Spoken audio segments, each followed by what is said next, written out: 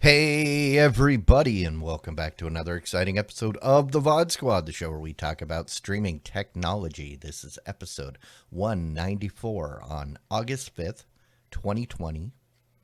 I am Clyde, and today I am joined by Matthew Ross. Hey everybody, my hair is a little fluffy today. I don't know why. It's just annoying. And Jimmy Trammell. Hey guys, how's it going? Jimmy always has impeccable hair, by the way. Oh, I wouldn't say that, but okay. As far as I can tell. At least it hadn't gotten very gray yet. That's a plus. That's good. See, that's okay. I was completely gray by 25. Seriously, I was silver. I know a guy who was literally salt and pepper by 25. He's like, I'm just embracing it at this point. So it's all gray. Yeah, it's like I started going gray in high school. It was okay. But at least I'm not losing my hair. That's the thing. That's important. I knew people that were going bald in high school. I already had the receding hairline. And luckily, that is not something I am afraid of. So, and at a certain point, when you start going bald, it's important, to embrace it and just take it all off. Yeah. When your hair is gray, you can at least color it. Right. When your head is bald, you can't really color it. You can try stuff like wigs and merkins and, all kinds of different things. But, yeah. At least you save money on going to the barbershop. Oh, I save money on going to the barbershop by just not going to the barbershop. Usually twice a year for the barbershop. For me, it's been slightly longer than that already since so my hair's been growing out. Normally, most people have seen me with long hair, so they're like, yeah, it's fine. But it is getting to the point where I normally would want one. It's getting annoying. So, my barber is in Henderson, Nevada. I go see her when I'm in town for CES, which means I missed it this year, and I'm going to miss it next year.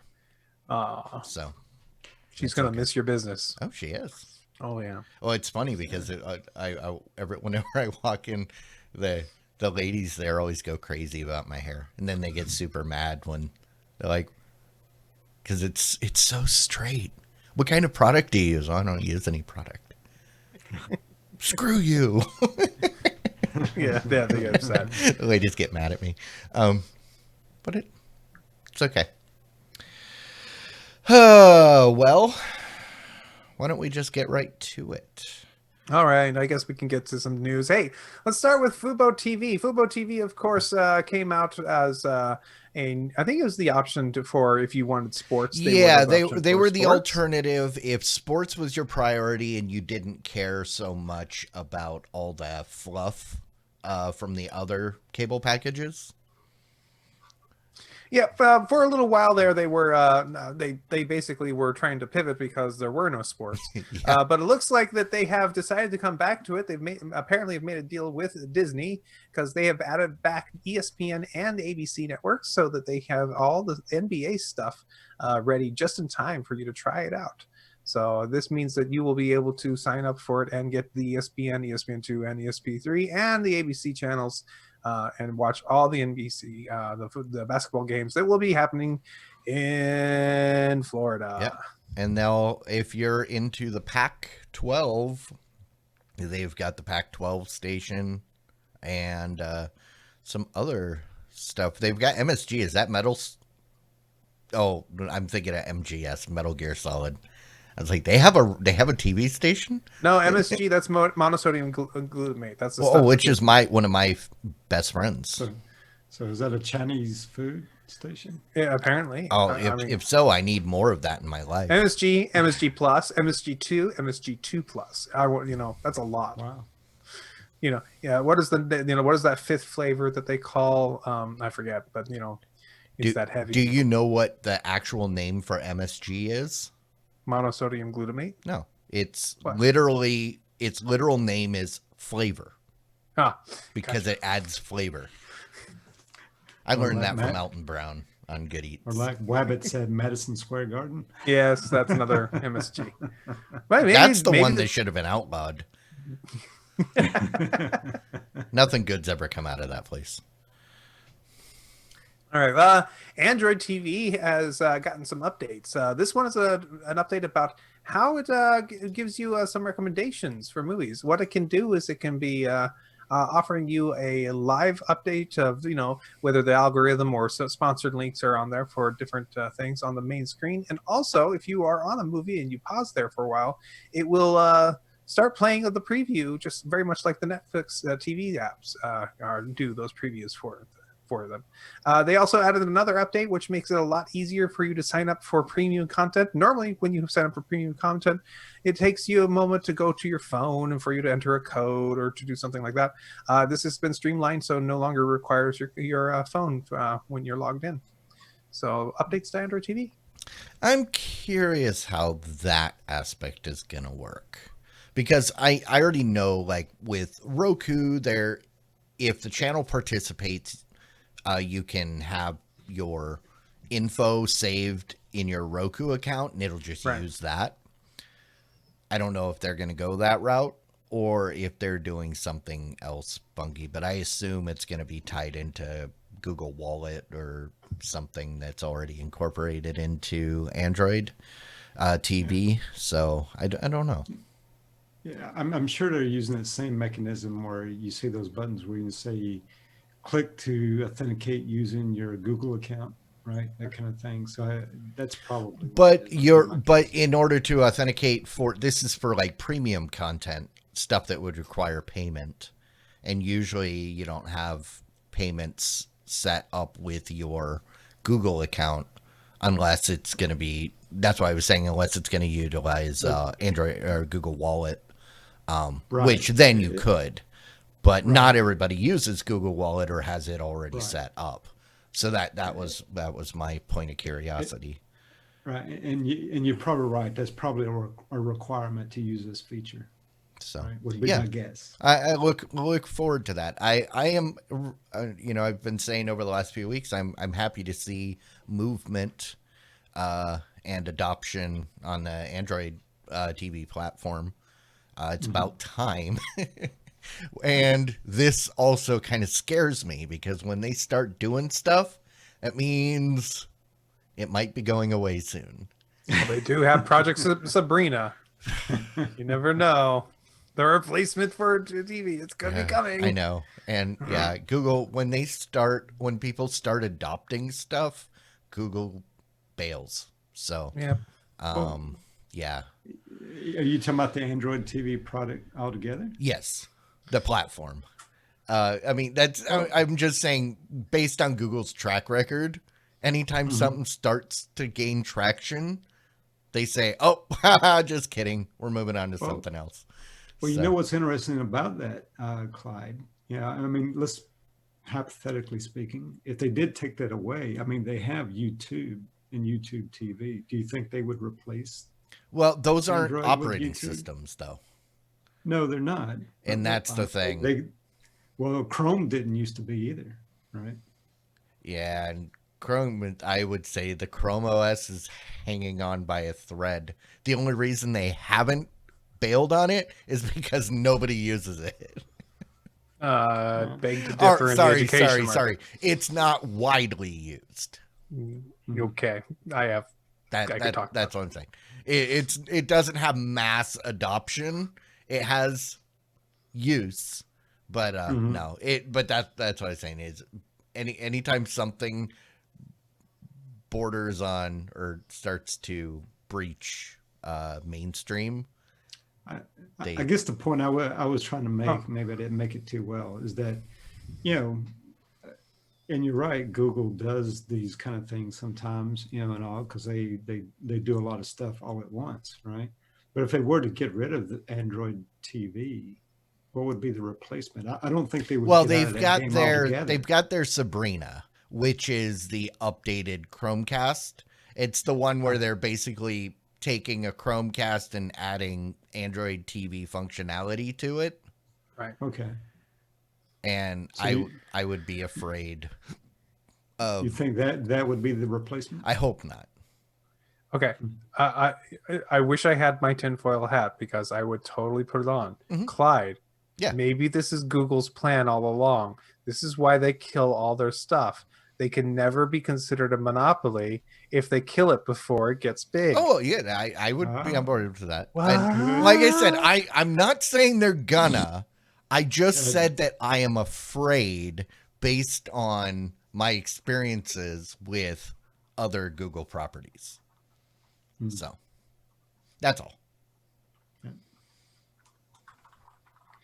All right, probably spelled that wrong. All right, if you guys have been waiting for your Android TV to have support for Google Stadia, and you don't have one of those special Google Stadia remotes, one of those controllers, and now it's beginning to get support for the other various controllers. It looks like it'll work with both the USB and Bluetooth controllers that you have connected to your Android TV, and you should be able to use it to start playing the games that are compatible with that. Still no support for using a mouse or keyboard, but small steps. Yeah, but I mean, for most of these games when you're playing a game on your TV, I don't see a big demand for mouse and keyboard.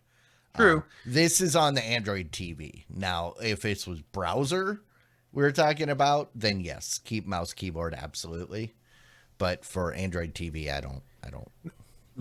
Interesting note: mouse support on is actually harder than you think because if your device isn't designed to deal with a mouse correctly, it'll always just basically do it relative positioning of the cursor on the screen. Mm-hmm. And even though it'll hide that, you'll literally hit the edge of the screen. You can't go right further, essentially. And Go ahead. I was going to say, and I should add, I have personal experience with mouse and keyboard on TV with my Google TV from Logitech, which had a full-size keyboard and trackpad, and that was a nightmare. I never used it because sitting on a couch with a keyboard and a trackpad is not fun for lean back.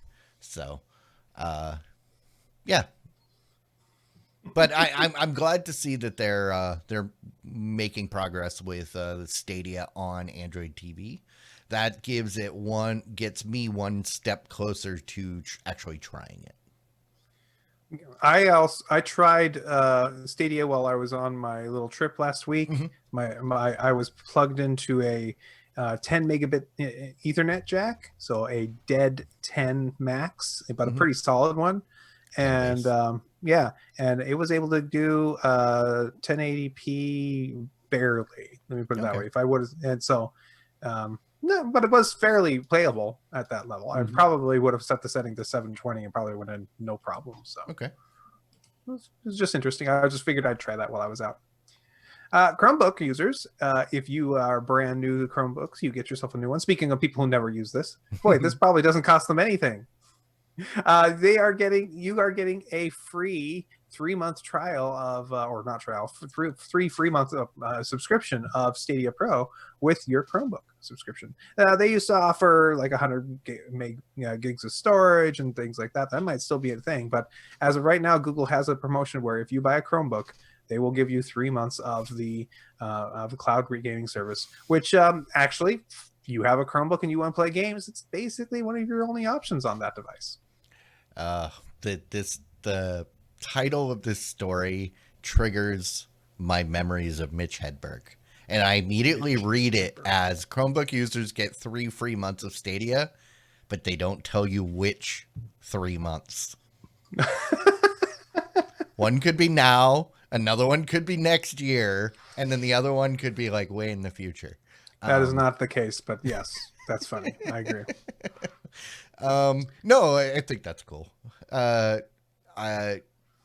Can most Chromebooks, do you think, as someone who has used the Chromebook more than I have, do you think the average Chromebook out there is powerful enough to Yes, handle this? because the average Chromebook out there has either a Celeron chipset, which Mhm. at first you might think, "Oh my goodness, not a Celeron," but remember, a Celeron has a built-in decoder for the Yeah. rate they have for the stream being sent to it, or one of the ARM processors, which also have the built-in decoder.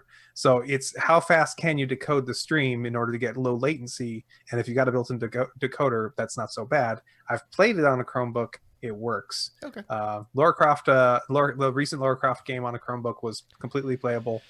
Not bad. And I asked because when the Chromebook first came out, I said, this is really cool. And I rushed out. I got one. I thought it was terrible just trying to use the browser. And I never went back.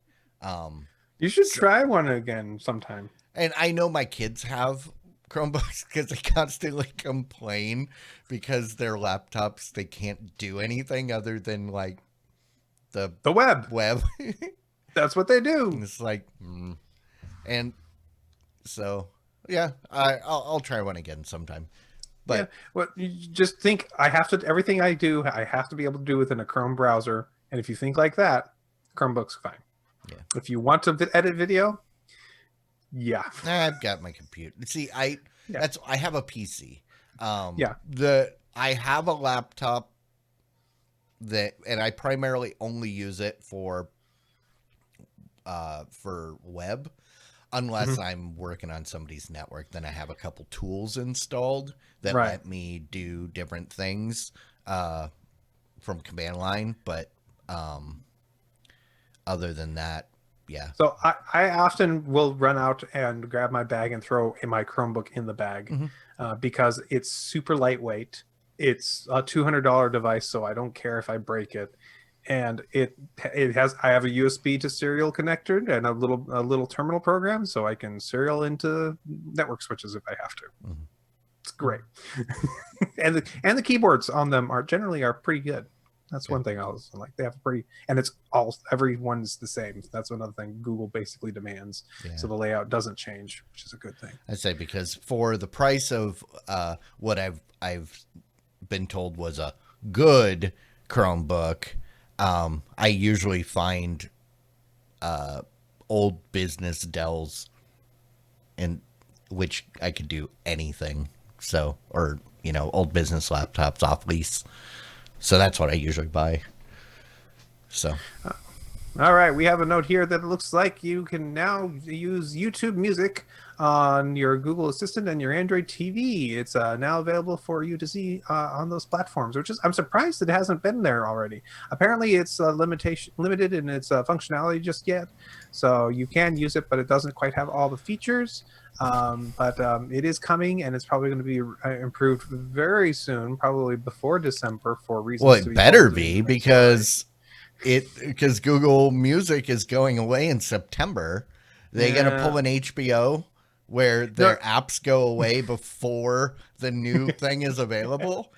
I don't know. I do know that, yes, they've announced it's starting to go away in September. It's going to fully disappear by the end of the year. Yeah. They're just going to start pulling things. And I have started my move over to YouTube Music officially as of yesterday. It's their announcement.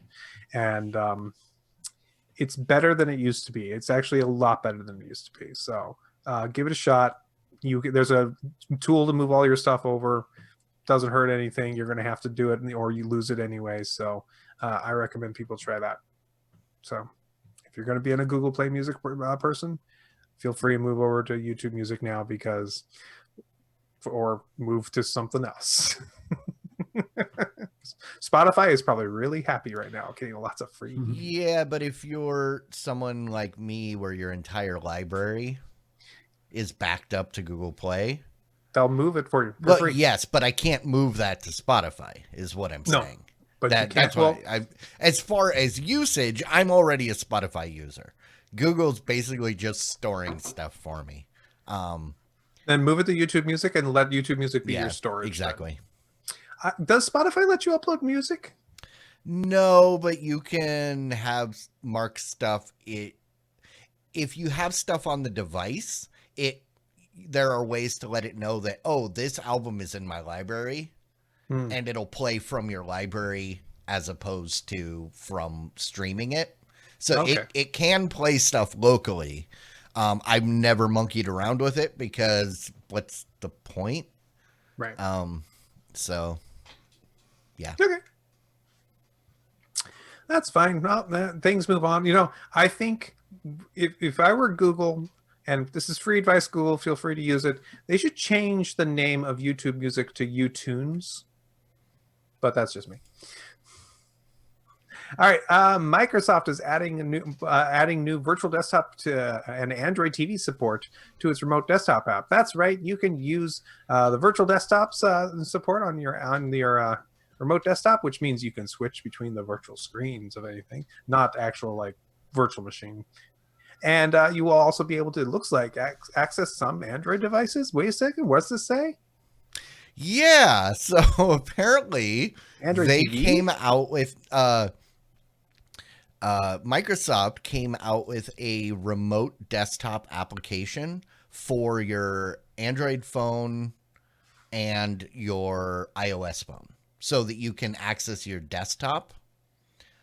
They've now also, and that's been around for a while, so that you can RDP into your desktop from your phone. Now they're allowing you to do it from your Android TV. So you're sitting in your living room, you can open up the app and bring up your desktop that's in the other room. And this goes back to mouse and keyboard, what I was talking about earlier with the mouse and keyboard on the couch. No, thank you. And in the corporate environment, this actually is pretty awesome because you have a cheap Android TV and you can remote desktop into a machine to do a presentation or something like that. And I could see this as useful. Maybe. You run the risk of, oh crap, I forgot I left that open on your desktop. Correct.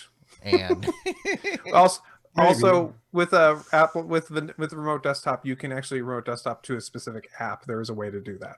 Yeah. So yeah, I mean, I see where it could be useful for like presentations and that kind of thing. Yeah. I mean, I could see uses for it, but it's one of those things that I doubt I will ever use it.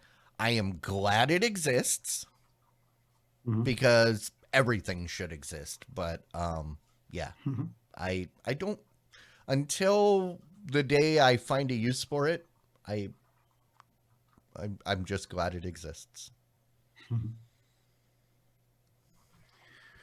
All right. Here's an interesting story. There's been this development about HBO and whether it can be on the Android, not the Android TV, the Fire Stick from Amazon, and if it could be on the Roku devices. It looks like HBO has made a strategic move. They have removed their HBO Go and HBO Now apps and replaced them with the HBO app. This is not the HBO Max app, sorry. So you will still have access to HBO, but not HBO Max on your. I'm confused. I just don't get it. I don't understand. I'm so confused. Yeah, apparently, in order to make sure that people are still able to watch HBO on their devices, they are somehow taking their existing agreement with the older platform, HBO Go and HBO Now, converting them to just a standard HBO app, but it is not HBO Max with the extra stuff for the foreseeable future. That basically means for now, you cannot expect to see anything on your Fire Stick, I think. Or Roku. Well, no. Interestingly enough, they badmouth the guys over at Amazon several times, but they have yet to make any negative comments about Roku. Like maybe they're going to have a deal soon. Yep, I'm just saying it. There isn't. You still can't. True. That's all. So HBO now maybe is now HBO. Oh, here's the point that would be great for that tinfoil hat. That if Roku had a deal with them that said, hey, we will agree to this deal if you publicly shame Amazon this many times. Once you've done that, we will sign the papers and we're good to go. Because that's the way I would do it. That's a great idea. Because if you can get your competitor badmouth and you don't have to be the one doing it, Oh it's man, great. Shady business tactics that I like. Yeah, it's possible. Who knows? Maybe just one more announcement, and by the way, I'm just gonna go ahead and say that's canon. Unless someone from Roku wants to contact me and tell me I'm wrong, big public statement. I'm gonna go with it. It's true in our headcanon. Absolutely, I can truly say that is what I believe at this point. Could be. Oh man, I can't wait till all this nonsense is over, quite frankly. But that's me.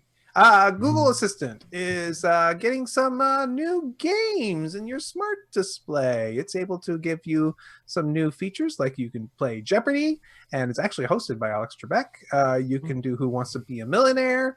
They've got a trivia game that's built into it, and an Escape the Room challenge. Basically, Google's been adding a bunch of new features to your little displays and a couple of features to the other little speakers to help keep your kids and you having some more fun. This is kind of cool stuff. This is exactly the kind of stuff my son's going to be really into. Yeah, because that's what I want to do. I want to stand in a room in front of this thing and poking. No, I'm surprised that it took this long to add all this functionality. It's a freaking tablet on a desk mount, basically. Right. Why wasn't all this stuff already built in? That was always my my stance. I don't really see a personal need for it, which is why I don't have one. Of course not. But yeah, I mean, there's no reason it shouldn't have already had basic app capability. It's a tablet. It should be able to do anything the small tablets can already do. So it's not like the normal Google Home that has no display. Right. Yeah. That's okay. If you like talking to your speakers, though, sorry, bad news. Microsoft is shutting down Cortana. And I know I've set somebody's off somewhere, their Cortana device, by saying that, and I apologize. Actually, anybody that doesn't immediately disable Cortana during install is doing it wrong. But they're shutting down the apps for the iOS and the Android apps, so you will no longer be able to be used in those two devices. Breaking news, there was a Cortana for iOS and Android. Yes, there was. Breaking news, there was. If you decide you want it, too bad. And there still is until 2021. And there also was a speaker by Harman Kardon, who made a Cortana speaker that's going to become a big paperweight by that in a little while soon. So, Yeah, they made hundreds of dollars and they got out. See, Cortana was really the only thing better than Bixby. I mean, sorry. It was a step above Bixby. Cortana's going away. Somehow Bixby's still around. Yeah. Cortana. I would, if I had to choose, I would have taken Cortana over Bixby any day. Yeah, Cortana. I've never experienced Bixby because I don't have any Samsung devices that could talk to me. As we've talked about before, 2 years ago, Samsung had a Bixby display at CES. It was on rails, and it didn't even work on rails. It was just like we felt so bad for the poor lady in the Smart House demonstration, because she would tell it to do stuff and it would just like get stuck. And she's obviously not part of the company. She's just hired to be there and look pretty and tell it to do things. And it's like, I don't know what's going on. And Mike and I were just laughing the whole time. And he's a big Samsung guy. And even he thought it was asinine. So, yeah. That's okay. So here's an interesting story for you guys. Netflix has been adding a new feature to the Android app. Probably going to come to the other devices too eventually. But this feature is the ability to speed up or slow down the show that you're watching on Netflix. Hey, you know what's awesome about this? They think it's awesome because they'll get to that 2-minute watched threshold that they can count much quicker before you bail. You mean as you flip between things, you'll get to the 2-minute thing? Yeah, that's true. It's only 1.5 times faster. But no, you know what's really awesome about this? Everything. If you want to be fast, because I speed up my listening to my podcast. I also skip all the blank spaces. Like the big one we had just a few seconds ago, that would have been skipped. It's wonderful because you can consume content faster. I get that on purely audio. Stuff that's purely audio, I get the speeding it up. But when it's visual, fast I don't think it translates well. I would totally watch The Floor is Lava at 1.5 speed. Would you watch My Hero Academia 1.5 speed? Maybe at 1.25 or something like that, but probably not. I don't. It all depends. I would definitely watch something that I'm not having to intellectualize while I'm watching it. There's a lot of internal conflict in that you'd have to kind of think about. But no, if it's just for fun, if it's just your run of the mill, especially the kind of shows where you're just watching just to fill time, speed it up. That's what I say. Okay. That's what I say. Hey, Philo has a budget TV service, and it's gonna soon. They are a budget TV service, and they have finally. I mean, why did it take so long? Are starting to have support for Chromecast. I have a feeling it has to do with the fact that Chromecast requires you to physically cast it from your device, and their deals with the different channels in order to keep the prices low did not allow you to cast it to another device because that just having that functionality brings up serious piracy concerns, because if you can cast it to another device, then you can record it or do stuff outside of that app that it no longer has control over. So I would assume that would be reasons. The fact that you can do it now, that's cool. I did like Philo. Of all the over-the-top services, Philo is the one that I was most okay with actually continuing to subscribe to if I needed live Got your TV. HGTV? Yeah. But I know you're more of a Velocity guy. Also, it said the feature won't be available to users immediately, but it should be coming soon. Okay. Well, that's good. That's no big deal. Hey, so Xbox says Big Game Pass Ultimate. That's their lot more expensive subscription service.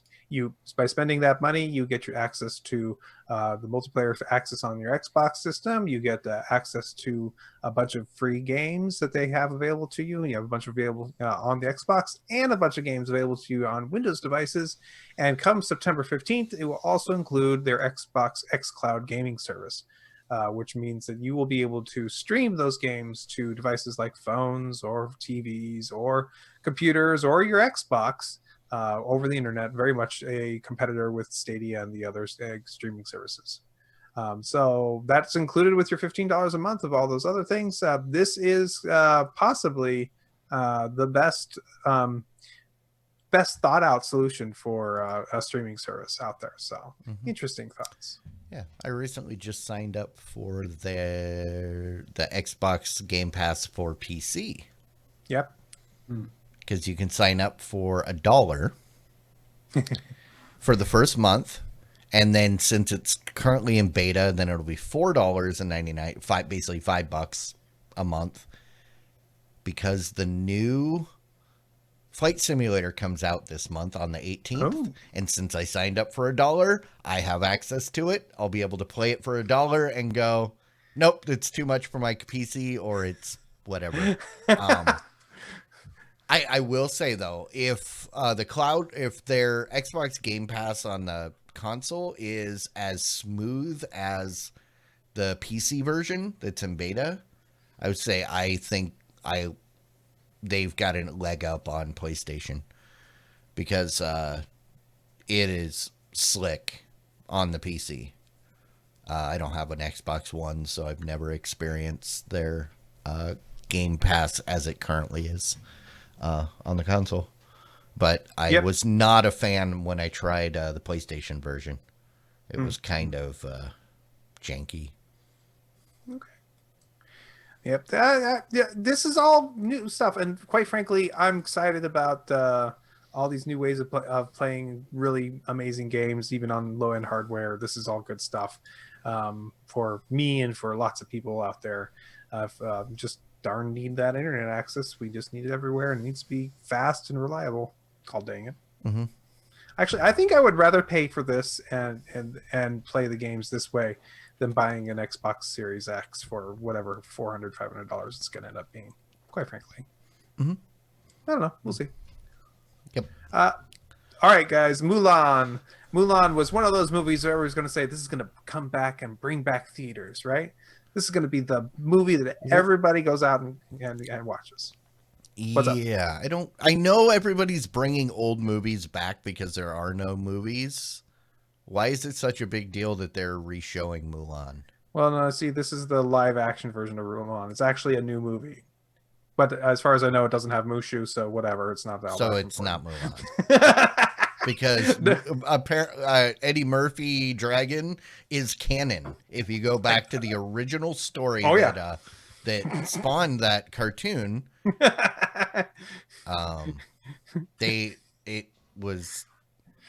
It says in the ancient text, a wisecracking fool speaking mini dragon. That sounds a lot like a donkey that hangs out with an ogre in a swamp.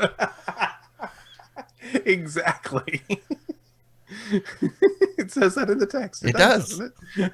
Just gotta say. Anyways, that is a movie that people were hoping to come back to theaters, and it might come out to some theaters in some countries, but it is coming to Disney Plus on September 4th.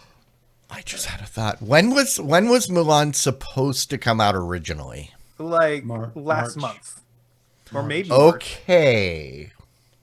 And it's coming out on Disney Plus, a service you have to pay for. I know. It's going to cost you $30 to watch it. China was mad about this new version of Mulan.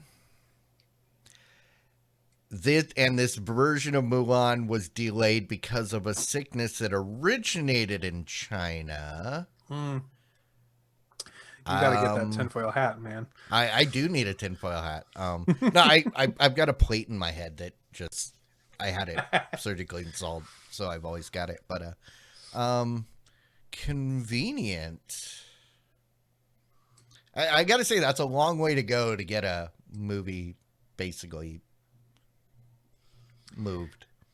So the question came up in my household. Oh, cool! It's Mulan. We wanted to go see that. Yeah, we did want to go see that. That actually looks really cool. It's like a kung fu action flick. It's going to be lots of fun. Okay, well we subscribed to Disney Plus. Yeah, we are. Okay, it's going to be $30. $30. I'm already paying for it. Man, I don't want to do that. That seems just mean. Yeah. Okay. Then what should we do? Oh no, we'll wait till it comes out and be free on Disney Plus. Okay. Yeah. There's a problem here, and they might be. It might end up. I mean, if being a you've problem waited for their this long, sales. what's a couple more months? I don't know. Yeah, I mean that's a good point in this case, but Unless they I- decide you either pay the money now or you won't get to see it because we're going to throw it in the vault with They got rid of the vault a while ago. No, they still have a vault. Otherwise, one of my favorite movies would be streaming, but it's still in the vault. So this will end up down south in that vault. So, according to an update at the end of the article, according to a salesperson, the $30 fee will provide ongoing access to Mulan as long as you remain a Disney Plus subscriber, which sure sounds like you're buying it, but not. That sounds horrible. I don't know. This is a weird one. I'm excited because it's a big action movie that looks like it could be lots of fun, and yeah, I don't know about this big fee. I think I would be patient for it.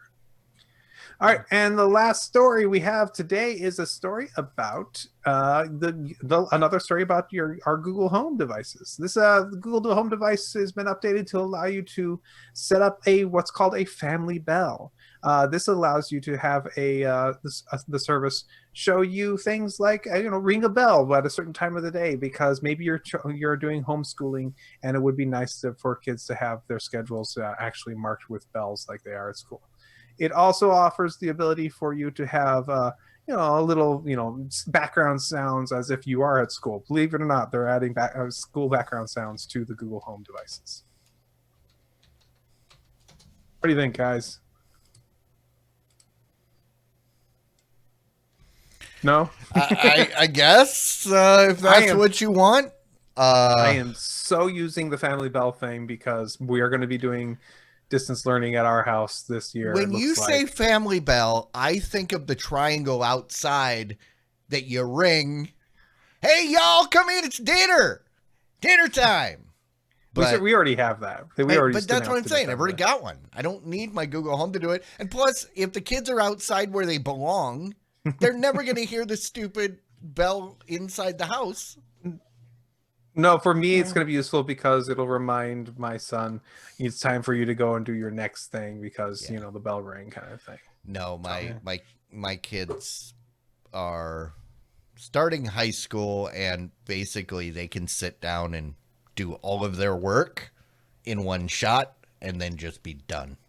So wouldn't that be nice?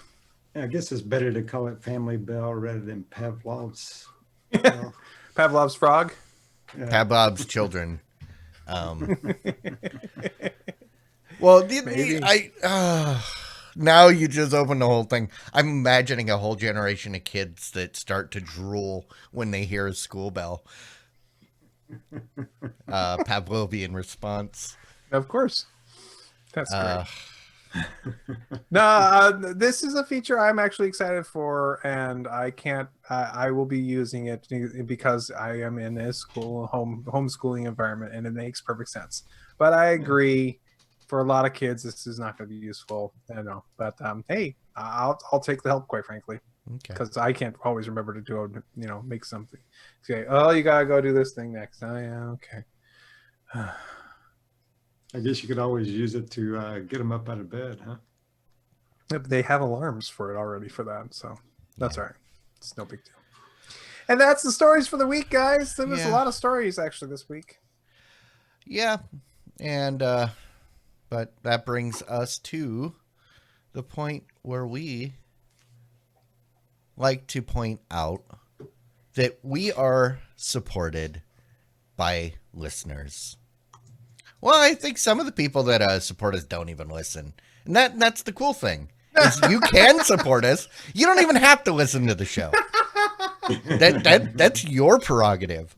Ladies and gentlemen, if you wish to support this show and not listen, we're fine with that. I mean, but there are plenty of shows that I support and I never listen. So, I mean, that's the beauty of Patreon is you can be like, you know what? I'm glad you exist. I don't want to be part of it. I don't want to participate, But I am glad you exist, and I would like to help you. And if you are one of those people, and you are not currently supporting us, you can. We'd appreciate it. You don't have to. I mean, we're going to continue doing this free.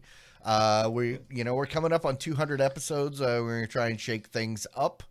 If you are a patron and you have suggestions, let us know. Things that you would like us to see that we aren't doing, things that we are doing that you would like not to see.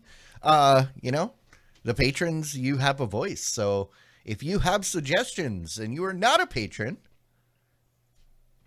you should probably sign up. It's patreon.com/thevod And to all of you that have been supporting us and continue to do so, you are awesome. You are our heroes. We appreciate it. Absolutely. So let's get over to some rants and some raves.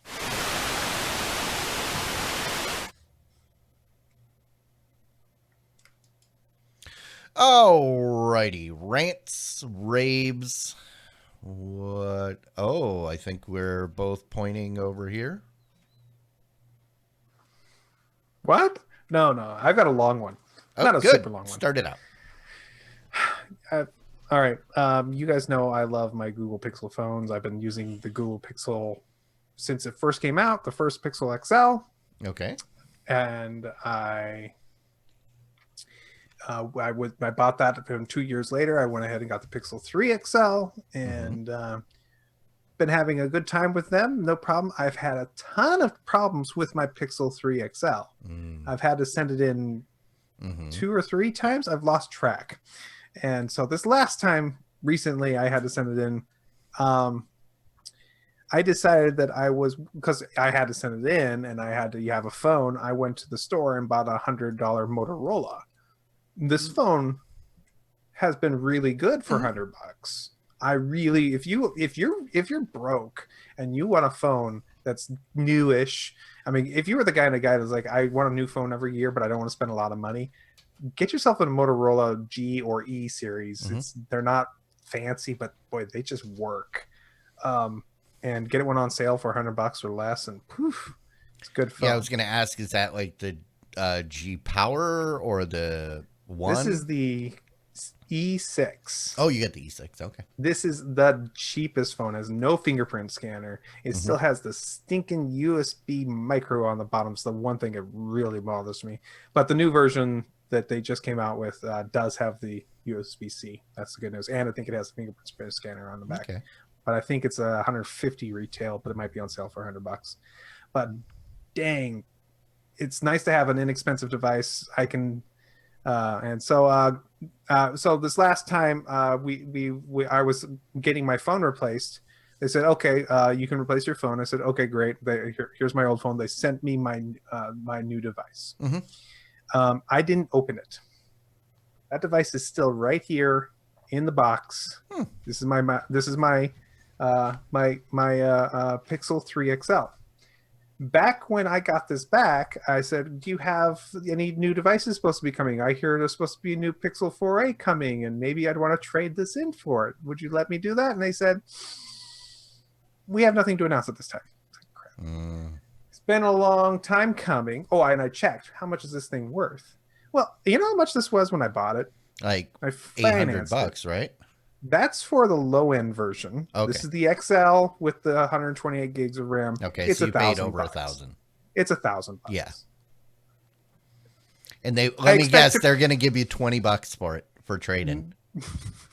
Oh, a little more than that, but not much. So when I originally got this replaced, I said, okay, how much is it worth? And they said, oh, it's worth, we'll give you $300 for it, which I thought, it's a little low, but okay. It hasn't been that long, and now the Google 4a has been announced. It's worth $190.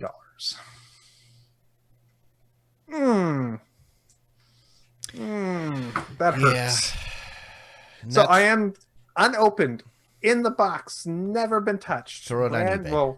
And I'm going to be I'm sending it in for my $190 worth of credit. What? No, throw it on eBay. Get like $400 or $500 for it. No, it's all right. It'll be fine. Anyways, I'm getting the new Pixel 4a, and it will be here on August 20th, I believe, the day it's supposed to come out. And I hope it's a decent phone. That's all I gotta say. If not, get yourself one of the new Motorola Razrs. Yeah, well, maybe those are. Have you seen those? I don't want the folding phone. No. It's so goofy. No. They're trying to bring back they're cashing on nostalgia for the flip phone, and it's so fat. I played with one, and I was just like, oh yeah, I don't like this. Oh, interesting. With the See, what I think they should do is they should come out with the actual original design Motorola Razr. Just bring it back. Mm-hmm. I agree. Just sell it for My $50. dad needs a flip phone. My dad has a Samsung like S7 or something because you can't get a flip phone anymore. And watching him try to use that thing it's painful. Right. And even, just put make it even $100. Put a Chaos on it, or whatever that is, that Firefox based operating system that is available. Yeah. It works fine on those devices. Yeah. And I would sell like hotcakes. If LG would re-release the Shine, I'd get it in a heartbeat. Look it up. It's still my favorite cell phone I've ever had. And it's the one it slid open. Mm-hmm. It had a recess. So it was a competitor for the Razr. The Razr flipped open. This one slid open. And it slid open with a nice and then it had the display was a mirror, see-through mirror. So it was a mirror when it wasn't. If you remember the original ads, there was a dude looking at his phone, walking down the street next to a girl, his girlfriend or wife, looking at his phone, but actually checking out the chick walking down the street behind him. It was a genius. But that's still my favorite phone. That thing was awesome. That was the last phone I had before I got my my first Android, because I kind of didn't have a choice. But yeah, well, fingers crossed for your foray into the. Oh, actually, this is the perfect time for people to jump into the Google Pixel phone. Their foray into the Pixel. Ah, the foray. Yeah, excellent. Foray. Jump in. Yeah. This is the foray. Jump in. I love it. That should be been their ad. That should have been their ad. It should. All right, Jimmy, you got anything? Yeah. So me and my wife, we discovered. Well, actually, I knew about this show. I think I watched maybe a handful of episodes, 4 or 5 episodes, something like that, of the show. But I think her sister told her about the show, and the show is Hannibal. Oh, and that's recently come to Netflix, I believe. Mm-hmm. That it's the first, or at least the first few seasons, take place in Minneapolis. Yeah. Yeah. Yeah. Right. And so we started watching that, and my wife's really enjoying it. I don't think we've just started watching it, so we haven't caught up to the episode where I left off at. But yeah, it's really pretty well done. And and this is Hannibal, for those that may not know. It's Hannibal Lecter, the character from Silence of the Lamb, right? And this goes back in time before. So when he was still a practicing psychiatrist, therapist, helping the police track down killers. Yeah, it's well before the timeline of Silence of the Lamb, right? So, and it's quite good. Kind of keeps you on the edge of your seat. Does a few teases there, even early on in the first episode. You see some teases, to things you might know or heard of, of Hannibal Lecter, right? So the show does a good job of that. So it's an interesting and entertaining show. I think there's maybe first 3 seasons or so are out on Netflix, and obviously we're starting off with season 1, and yeah, quite enjoying that one. right? Cool. Yeah. So if you haven't watched that, yeah, I recommend it, and it's a good show. I tried watching it years ago, and I Mhm. just couldn't get into it. I might have to give it another go because it was something when I heard about it, I was really excited. I couldn't, but then I just, for whatever reason, I couldn't get into it. Yeah. But I mean, I will say this, right? They are little offshoots when one of the character has these flashbacks and mm, has a mental condition, and that kind of thing. Those things kind of come into play, and it almost like it distracts from the regular storyline and that kind of thing. That does happen from time to time, but the overall story is still there, right? And so mhm, that part of it keeps you interested, sure. right? I mean, the name of the show is called Hannibal, Hmm. right? So he obviously is the main character. I actually walked into that show hoping it was about the main dude from the A Team, but it wasn't. Wasn't that Hannibal? Not that Hannibal. No. But I will say something I stumbled into about a week ago, or maybe a little bit more. There's a show on Hulu called The Great. Have either of you watched this? No, I No. haven't not heard of that It's one. called The Great, and it's pretty great. It's the story of Catherine the Great. Oh, I have seen Oh, this, and it Yes. is absurd awesome. It is great because I thought it was going to be like The Crown or all these other historical. And then when I saw the opening and it said it said occasionally true story, I went, Exactly. okay, I'm It's- in. And I watched the first episode and it's really funny. yes. And I love it. I absolutely love it. Um, I wish I had known about it. I mean, it's only been out for what, couple like a month, maybe. I think they have one season. Yeah, yeah. Out now. But it just came out recently, is what I'm saying. It hasn't been out since like January. It's on Hulu, Wabbit. Uh, but yeah, it's called The Great, and it stars what's her name? I can't think of her name now. Um, one of the Elle Fanning, the younger Fanning sister, is now an adult. Which makes me feel really old. So I remember when her older sister Dakota was a little girl in what was that? Signs? Hmm. Mel Gibson versus Aliens, Shamalama Ding Dong movie. But yeah, The Great is pretty great. There are things about the show that make our choices they made in casting that make me go, I don't think that's right, but yeah, whatever. It's pretty good. I think I've got like 2 episodes left in this season. Did you watch the whole season?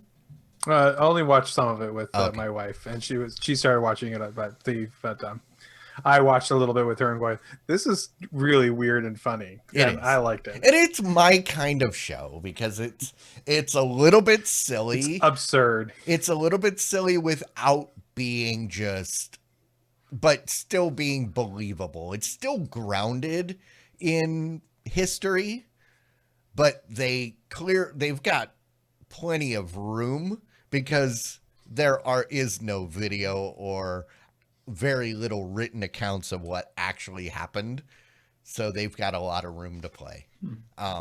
You know the facts of, in like the historical beats, but what was happening behind the scenes, the conversations between people, you got no way of knowing. So they get to just have fun with it.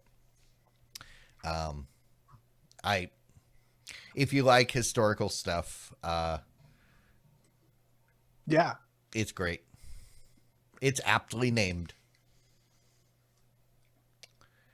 So, Looks pretty interesting. I'm going to have to add this to the queue. Yeah. Hey, and with that, we are at the end of the show at exactly the right time. No, that doesn't. That's not. It's been a while. It's been a while. That's impossible. So we should probably shut it down before we jinx ourselves. Thank you, everybody, for hanging out with us tonight. We love when you're here. If you're watching this after the fact, you should join us live. We do this every Wednesday night, 9 p.m. Central. When you join live, you get to participate in the chat. You get to submit titles, which we're going to vote on here in the post show, which you also are missing out on. So those of you out there, head on over to tvs.showbot.tv. Showbot is back up and running. Yay! And we need to pick a title. We'll do that here in the post show, so stick around for that. Other than that, I think we are good to go. You guys got anything to add before we shut this down? Nope, I think we're good. All right. Well, thanks, everybody. We'll catch you again next week. Bye. Diamond Club hopes you have enjoyed this program.